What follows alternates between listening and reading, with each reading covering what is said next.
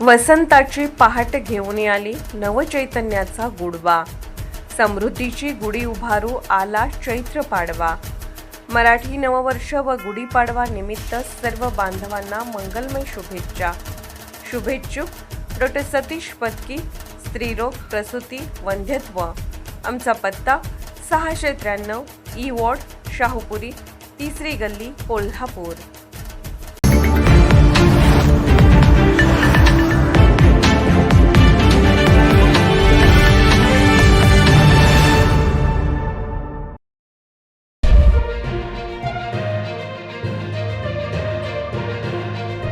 राधानगरी पंचायत समिती येथे दिव्यांग लाभार्थ्यांसाठी आलेले साहित्य गेल्या 7 महिन्यांपासून धुळखात पडून असल्याची धक्कादायक बाब समोर आली आहे।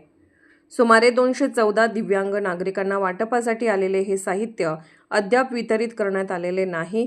विशेष म्हणजे पालकमंत्री प्रकाशराव आंबेडकर यांच्या हस्ते वितरण होणार असल्याने त्यांच्या अनुपलब्धतेमुळे प्रक्रिया रखडल्याचे समजते। सदर साहित्य सप्टेंबर 2025 मध्ये पंचायत समितीकडे प्राप्त झाले होते। यामध्ये व्हीलचेअर्स, वॉकर, कानातील मशीन, कुबड्या, सायकली, काठी तसेच इतर सहाय्यक उपकरणांचा समावेश आहे। मात्र वाटप लांबल्याने हे साहित्य पंचायत समितीच्या अडगळीत खोलीत ठेवल्याचे समोर आले आहे। योग्य देखभाली अभावी अनेक साहित्यांवर गंज चढू लागला असून काही उपकरणे खराब होण्याच्या मार्गावर आहेत।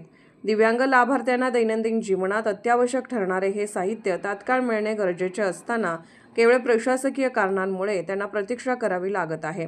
हे साहित्य वाटप करण्यासंदर्भात पंचायत समितीच्या गटविकास अधिकाऱ्यांनी वेळोवेळी पालकमंत्री प्रकाशराव आंबेडकर यांना पत्रव्यवहार करून तसेच प्रत्यक्ष भेट ही घेतली होती। पालकमंत्र्यांच्या व्यस्त कार्यक्रमामुळे हे साहित्य वाटप करता आले नाही असे समजते। हे साहित्य अल्मिको कंपनीने पुरवठा केला आहे। या साहित्यावर QR कोड असल्यामुळे या कंपनीचे लोक जोपर्यंत लाभार्थ्याच्या साहित्याचे व्हेरिफिकेशन करत नाहीत तोपर्यंत हे साहित्य वाटप करता येत नाही। त्यामुळे साहित्य वाटपाचा कॅम्प घेऊनच हे साहित्य वाटावे लागेल। त्यामुळे लाभार्थ्यांमध्ये तीव्र नाराजी व्यक्त होत आहे। सामाजिक कार्यकर्त्यांकडूनही प्रशासनाच्या ढिसाळ कारभारावर टीका होत असून तातडीने साहित्य वाटप करावे व दिव्यांगांना दिलासा द्यावा अशी मागणी होत आहे। कोल्हापूरहून दर्पण न्यूजसाठी अनिल पाटील। निर्भीड बेधडक बातमीसाठी दर्पण न्यूज चॅनलला लाईक करा, शेअर करा, सबस्क्राइब करा। मुख्य संपादक अभिजित रांजणे, दर्पण न्यूज।